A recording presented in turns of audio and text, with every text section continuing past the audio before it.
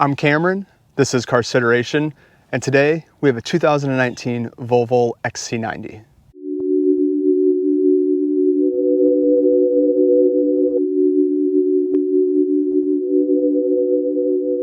So you might be sitting there wondering, well, Cameron, 2019, that's not a new car. I thought you did new cars. Well, I like to do all kinds of different cars, but specifically for this one, this is my wife and I's new car. We just had our first kid a few weeks ago, and we needed 3 rows, definitely. Our 2 smaller cars weren't really cutting it, so maybe you are watching this and you just had your first kid, or you're looking to upgrade to a mid-size luxury 3-row SUV. I'll tell you why I chose this one over what we were looking at, and I'll go through some of those vehicles that we were looking at. We're gonna do exterior review, interior review real quick, and then we're gonna take it for a quick drive. I'll give you some of the pros and cons that, we've only had this for about 2 weeks, but I'll give you my thoughts and feedback on the driving experience so far and what I've experienced the past 2 weeks. And then gonna do something a little bit different at the end of this video. My wife and I paid cash for this, and it's not a flex or anything like that. I just wanna give you my 2 cents on car purchases. Car purchases, us as Americans, it's the second largest purchase we make next to our homes. Buying cars in cash, you can do it. A few quick stats on the 2019 Volvo XC90. There was essentially 3 trim levels, and within those 3 trim levels, you have 3 different engine options. So the Inscription is the top of the line. The Momentum, which is what this is like the middle tier, and then you have the R Design. R Design is definitely the more sporty of the 3 trim level options. Now the Inscription you can get in a T6 or T8, Momentum T5, T6, T8, R Design T5, T6, T8. The Momentum you can get in front wheel drive, but everything else, the Inscription and the R Design, are all wheel drive. So what do I mean when I say T5, T6, and T8? So the T5, they all run the same engine. It's a 2-liter 4-cylinder, inline 4-cylinder. So the T5 is a single turbocharger. It's 250 horsepower. The T6 is turbocharged and supercharged, makes 316 horsepower. And then you have the T8, which again is turbocharged and supercharged, but it is a mild hybrid with 2 electric motors, and that combined makes 400 horsepower. These do all have an 8-speed automatic transmission, 5,000-pound towing capacity, and the miles per gallon you're looking at 19 to 22 on the T6, which is what I have here. And the MSRP on this T6 was $63,230. So, quick walk around of the exterior. Now, what really sold me on the exterior was these upgraded wheels. These are 21-inch diamond cut wheels. That's what Volvo calls them. And I absolutely love them. These are 275/40/21 inch Pirellis. These are the OE tires here. You can see VOL for Vol. That's how you know it's the OE tire. It's a Pirelli Scorpion Verde all season. Not super impressed with it so far. Road noise is a little loud. They look good aesthetically. Luckily, we've had no snow. It's a beautiful day here in Michigan. But I was going to upgrade the wheels and tires to winter wheels and tires because I don't want the salt to get in here over time and start chipping away the paint and things like that. But looking at the extended forecast, I think I'm going to hold off until next year. So yeah, it's just, I just love everything about the exterior of this. The chrome accents and things like that look really good. Now this is 195 inches in length, but it doesn't look that long. So they've done a good job of hiding the length of this. This is a mid-size luxury SUV. And I don't know, it's something about like the roof line for me. And then right here, the chrome trim looks really good. Would it look better in black? I don't know, because there's just little chrome accents all over it that just kind of stand out, whether it's the roof racks up here, you got a little bit of chrome right there. Just looks fantastic. So the other cool thing about this is you do have a decent amount of ground clearance. It was like 9.4 inches of ground clearance, so it's pretty solid. Now, one of my favorite things on here, this does have the advanced package. So these headlights are awesome. The daytime running lights on here look so cool. But then you get a little bit closer and you see here, you have individual LEDs. And then of course with the advanced package, you get Thor's hammer here, which I think is pretty cool. A little marketing there, Thor's hammer, I like it. The headlights are adaptive, so whenever you're turning, they will turn with you to a certain degree. And I will say they are very, very sensitive, which I like. Pulling into my garage, I just turn the steering wheel just a little bit and the headlights are darting left or right. And then up here, that is for your headlight cleaner. This will pop out, shoot headlight cleaner on there. Coming down here, LED fog lights, those are standard. Now, depending on what trim level you get, the front does change a little bit. This is the Momentum, like I said. So you get a black grille inlays here of nice, big, prominent Volvo logo, and then you have your front camera here as well.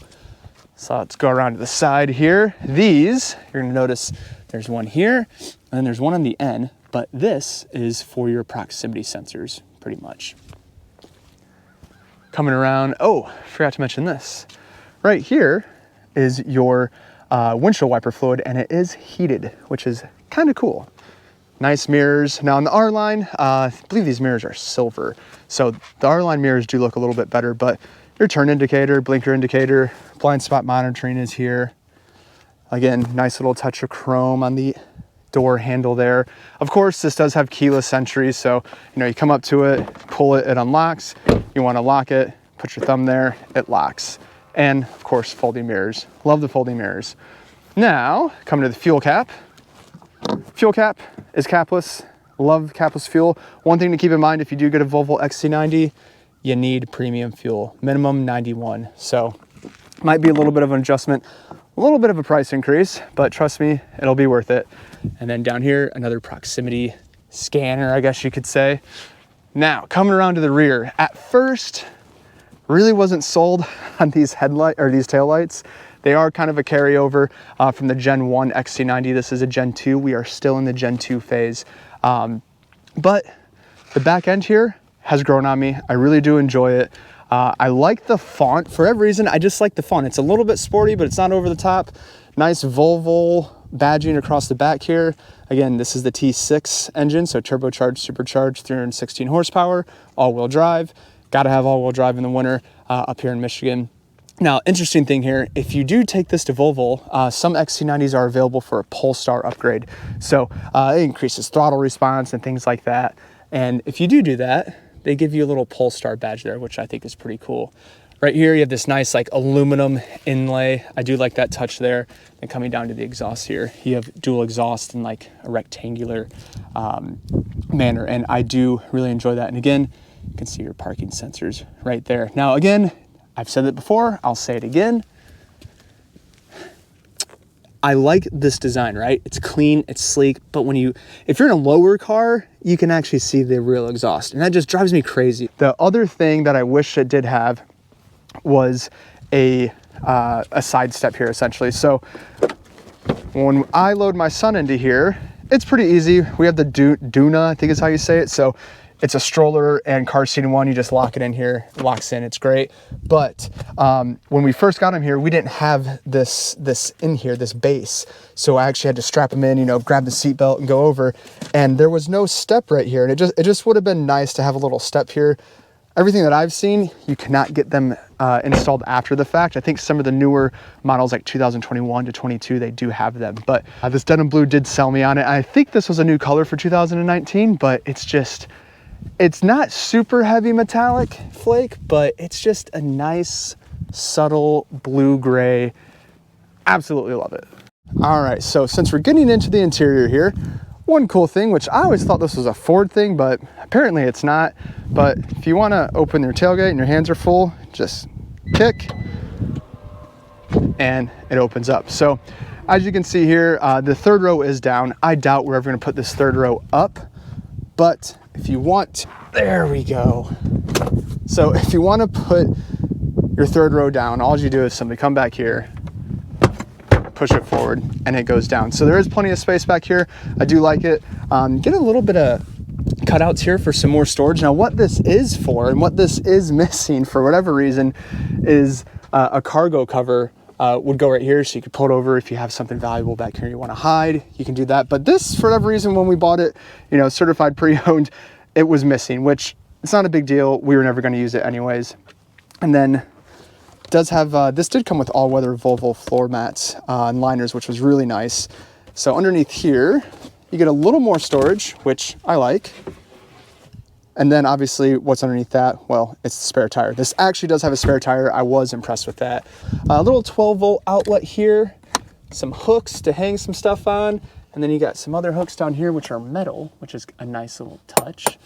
So while we're back here, sorry, I have to crawl in here actually. A little I guess you could say Easter egg. I like finding Easter eggs in cars. If you open here, this is the third row. If you open this, there's a little spider right there that has a little happy face on him. That is hilarious. Nice touch, Volvo. Kudos to you for keeping it fun and light. All right, so jumping into the second row here. Man, coming from a Focus RS and a Chevy Cruze, this thing it's so nice to have some leg room. And small guy, I'm about 5'8", 150 pounds, 5'9" if I wear some Nike Air Maxes, short guy trick. But yeah, plenty of room back here, super spacious as well. So another thing, now this does have heated rear seats, which is super nice. And of course, you do have your latches down here if you have a kid and you need to put a child seat in here. Where is it here? It's hard to see, but yeah, you have those latches right there that you can plug in like we have right here to put in bases and things like that. So one of the cool things is this is a $300 option now, but you have a booster seat in the middle. If I can do this, there's a little clip there. So when your kid grows out of the car seat, you have a nice booster seat. Come on, there we go. So you have a nice little booster seat there, but it's a $300 option, which is kind of crazy. All right, so jumping into the interior here on this 2019 XC90, absolutely fantastic place to be. And you may be wondering, wow, the Swedes really know how to design an interior. But actually Volvo, well, you know, they can still obviously design cars and interiors, but Volvo stole Bentley's main designer for their interiors. So this is an awesome place to be. You have a nice leather wrapped steering wheel here. Now there's a few things that are actually one main thing that I do not like about this vehicle, but it is growing on me.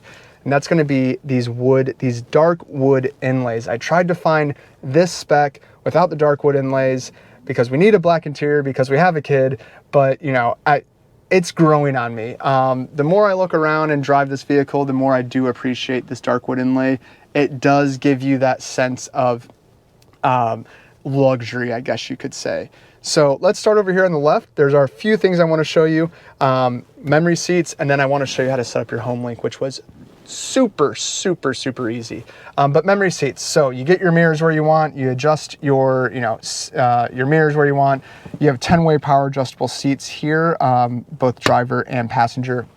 And then you hit the M, you hold down the 1 button, and then you'll get an audible beep.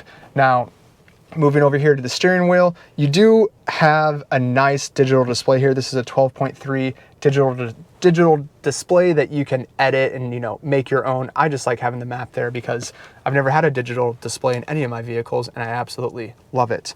But this does have the advanced package, so it does have pilot assist, which is essentially autonomous driving. Now, it's not going to work right now because you have to have your seatbelt, you have to be in drive, and you have to have a vehicle in front of you. But how you set your pilot assist is right here on the left. That's the adaptive cruise control all the way to the left, and then you go to the right, you're going to see pilot assist pop up there, and then you simply just hit this center button here and a green steering wheel will come up right here, and that's how you know your pilot assist is on. Now this is going to be your essentially your adaptive cruise control and the distance you want to set between you and the car in front of you. Moving over to the right, this is going to be your volume. It took me a while to figure that one out. I don't know why it doesn't say volume or something, but probably in the sense of keeping everything nice and clean and sleek. So this is your like your trip and your media and just kind of like a quick menu that you can run through. And obviously you just go through here like this, phone, media, navigation, however you want to do. Somebody went to India Sizzling. Need to go to that place. Sounds kind of good. Now coming over here to the center console, this is a 9-inch touchscreen and it's very easy to use. If you watched any of my videos in the past, not a huge fan of having your climate controls all touch, but this is pretty responsive. So if you want to set your climate controls, you can go here, You can drag, or you can just click wherever you want. Let's turn that off. So it is very responsive. This is kind of like your home button on your phone, so it is very intuitive to use. And then this is all your settings that you can set up. I'm not going to do a huge dive into here, but this does have park in, park out. It'll essentially parallel park for you. You have your heads-up display adjustment here. Don't know if you're going to be able to see the heads-up display. Yeah, you can see it there. Heads-up display is super nice, but if you do have polarized sunglasses and it's sunny like it is today, really can't see it all that much. Moving down to the center console here, nice little storage compartment there. Let's pull this back here. And that's my wife's touch. I actually like it. Little 12 volt here, cup holders. Now you have your drive modes here. If you want to change your drive modes, you simply press in on that. You have eco, comfort, dynamic, and off-road. This is your electronic parking brake. Now, one of the cool things that I absolutely love is if you hit the auto start stop button here, auto start stop is off now. It will stay off. When I jumped in my Focus RS, I had to turn auto start stop off every time. Now, obviously, since this is automatic, it's not as big of a deal, but in my manual, my Focus RS, it drove me crazy. It caused me to stall the car multiple times. Moving in here, you do have a decent amount of storage, obviously. Apple CarPlay, Android Auto, standard on this. Very nice. And another interesting note here, you see this, you're like, what does this do? I have no idea. Well, that's to open your glove compartment. So, and there's another cool thing in this glove compartment. Push it, it pops down. You can cool the glove compartment here. You see this little snowflake there? That is to cool your glove compartment. So if you want to put a bottle of water or anything in there, it'll keep your glove compartment nice and cool.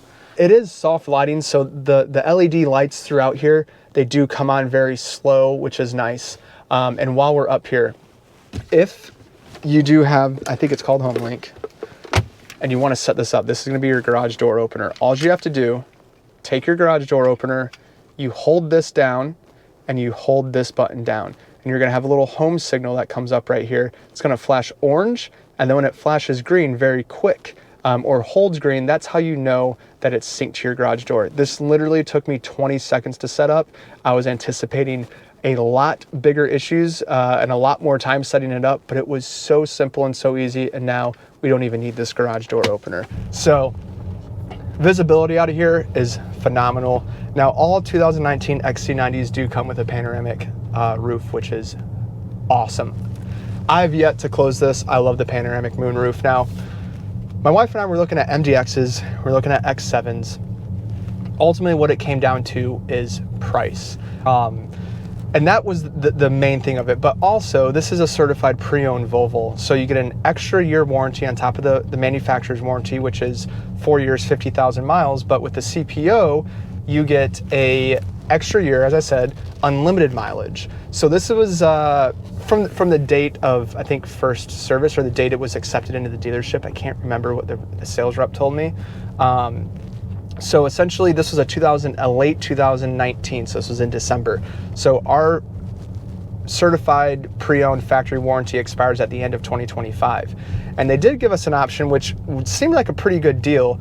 I think it was an extra 5 years, an extra 5 years for $4,000 to extend that warranty for an unlimited mileage, which you probably want to do. Heads-up display is very nice. Everything is where you want it. The steering wheel, leather wrapped, of course, very nice. You know, it's not too thick, it's not too thin. Your 10 and 2 holds are exactly where you want them to be. Everything ergonomically is where it should be, and it's a very nice place to be. Now, on the inscription level, the higher tiered packages, over here you get you know, actual leather, especially in the newer models, with really nice stitching and things like that. So again, Volvo stealing the designer from Bentley definitely helped. So this is lacking a little bit compared to the newer models with like the soft touch and things like that, but overall, super happy with this. The ride quality is awesome. Now, the one thing this is missing, actually there's two things this is missing. This is missing the factory installed that you can only do when you order the vehicle, or if it's ordered in with the air ride suspension. So that would definitely make the ride quality a little bit nicer. Also keep in mind this does have the 21-inch wheels, so less sidewall, a little bit harsher ride, and I give a lot of the road noise and some of the vibrations and bumps that I feel due to the tires. I'm a Pirelli fan. I like their marketing. I think they make some good tires, but the Scorpion Verde All Season Plus just is not my go-to tire, and this still has some decent tread life on it, so not going to replace the tires anytime soon. But when I do go to upgrade the tires, I work in the tire and wheel industry. Probably going to go with a Michelin or maybe a Bridgestone or something like that. The other thing that I did notice is, as far as ride quality goes, is over big bumps and things like that, this does a very good job. But over like slower bumps, like little curbs and things like that, separation, like when you're pulling into like a gas station or a grocery store, things like that, it's just those bumps, they're actually really harsh, which I wasn't expecting. I was expecting it to hit a little separation in the concrete when I'm going 5 miles an hour to just be nice and plush, but it's really not. So again, I think that's down to not having the air ride and having 21-inch wheels. Now, the other thing that, I don't know if it's because it's my new car, but this thing gets a lot of looks for a mid-size luxury SUV, which is actually really surprising to me. I don't know if it's just the wheels on this, because the wheels do stand out. If it's the chrome trim accents, it looks really good. And I've gotten a few looks from some people. And I wasn't expecting this car to get that much attention. I don't know, maybe that's just because I'm a new car and I'm looking at people and I'm like, oh, I got a new car, guys, I got a new car. Even though in reality, nobody cares. Your lane departure assist and everything, it works pretty well. If you start drifting off course a little bit, gives the steering wheel a little tug like it just did, and it'll try to keep you in the center line. Have a little turn here, if we're in a rally car, it's probably a right one. It feels good, honestly. It's pretty stable. And I'm gonna floor it here. I have yet to floor this. So 316 horsepower, and I think it's 294 pound-feet of torque, which torque is what puts you in your seat. It's not necessarily the horsepower. So we have another left one here, since I'm a rally fan. And dive down to the inside.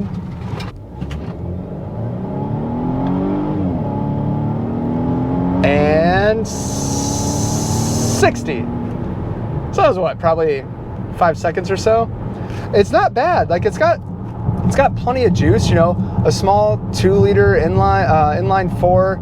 Not expecting a ton of horsepower. Kind of wish it was a 6-cylinder. Or I really wish Volvo put a nice supercharged V8 in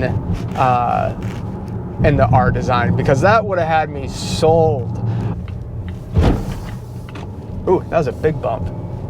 Yeah, that was a pothole. So I'm sure you could hear that was kind of violent. But again, that goes back to my low speed thing. I was assuming this would absorb lower speed impacts better, and it doesn't. So that's my one nitpick for sure.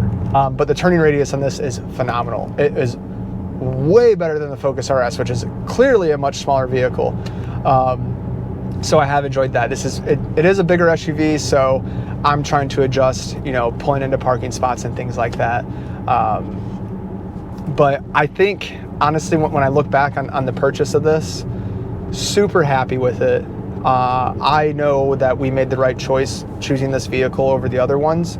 Whether it's the infotainment system, the heads-up display, the 12-inch digital display, the exterior looks, the ride quality, everything about this vehicle I am so happy with so far. And since I'm going to have this vehicle for a long time, I'll keep you guys updated if anything goes wrong with it. If you have any questions, shoot them down in the comments. I'll do my best to answer them. All right, guys, so here's going to be maybe the controversial part of this video. I did some napkin math, and I want to run over a few quick stats and why we paid cash for this. Now, the upfront cash figure was a lot for us, but we had the money in our savings account. My wife and I, we don't make a ton of money. And I know, paying $45,374 cash for a vehicle is a lot of money. It was a short-term temporary hurt for us.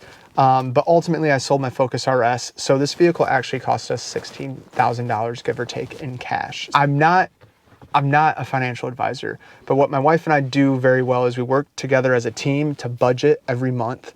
We live below our means, so we can afford things like this and not take out debt and put ourselves at risk. So this, in 2019, plus tax, I don't know what the dealer fees were or anything, but total out the door was $67,656. And this was, again, as I said, a late 2019 model, so pretty much a 2020. We just bought this in 2023 in February of $45,374 out the door, taxes and dealer fees. So this has 25,000 miles on it. This depreciated essentially over the course of 3 years, $22,282 or 33%. If you look at it year over year, it's a 2019, it's 2023, that's 4 years, but in reality, it was more like 3 years. So out of my audience here, 95% of you guys watching are males, 18 to 34 years old. The other 20% are 34 to 44 years old. And I want you guys to understand that, again, I'm not a financial advisor, but no matter your age, you can always take control of your finances and put yourself and your family and your loved ones in a very good position here. And I only have 12% battery on my GoPro, so I'm gonna try to make this quick. If you want me to do a more in-depth video, I'd be more than happy to do that. Actually, I kind of want to do it. And if you want me to do that, let me know, because I need some feedback on this, because this might be a little bit controversial since we paid cash for a car. So we paid $45,374 out the door. If we took a 60-month loan at 5%, we would have paid $6,002 in interest. That would have brought the grand total of this vehicle to $51,376 with a monthly payment of over $800. That is insane. Cars are the second largest purchase we make as Americans, and obviously next to a house. The average car payment right now, in 2022, the average car payment was $700. Nearly 15% of new cars financed are over $1,000, with an additional, this is crazy, 5% of used cars sold last year were over $1,000 a month in payments. That is crazy. In 2022, 84% of new cars sold had some type of financing. So why is this important? $700 a month is the average car payment in America. The stock market over the whole course of its life has a 10% annual rate of return. Now, why is that important? And okay, I'm not even factoring in people that lease their vehicles, that every 3 or 5 years they get a new vehicle and they always lease for their entire life. So if you're one of those people that lease a vehicle because you like having a new vehicle, just let me break this down for you. Let's say in 30 years and your lease is $700 a month. If you invested $700 a month, your car payment for 30 years, the average, if you're in good growth stock mutual funds, diversified and everything, and a 10% rate of return, you would have $1 million in your 401k and your investments. Guys, please, please, please get on a budget. Okay. And again, if you want budget help, DM me on Instagram. I can help you with a budget. You don't want anything with motors and wheels equate to more than half your annual income, because they depreciate. As I just pointed out, this is depreciated 33% in 3 years. So another few quick stats here, because I only got 9% left, is median savings balance for Americans under 35, not including retirement, is $3,240. Ages 55 to 64 is $6,400. And 36% of Americans cannot cover an emergency that costs $400. So I don't say this to discourage you guys. I say this to hopefully open your eyes, because I wish when I was 18 to 22 or, earlier in my years, I'm 31, that I took my personal finances more seriously, because, hopefully in the next 10 years or so, with us being smart and making smart financial purchases, we can become net worth millionaires. That is our whole goal that we've been focusing on the past 2 years ever since COVID, is becoming net worth millionaires. So that's my quick hot take on why you should pay cash for a car, simply because of depreciation and setting yourself up financially in the future. And with that being said, guys, I really appreciate you hanging out with me and giving me your time. And if you haven't already, please hit that subscribe button and I will see you in the next video. Thank you so much.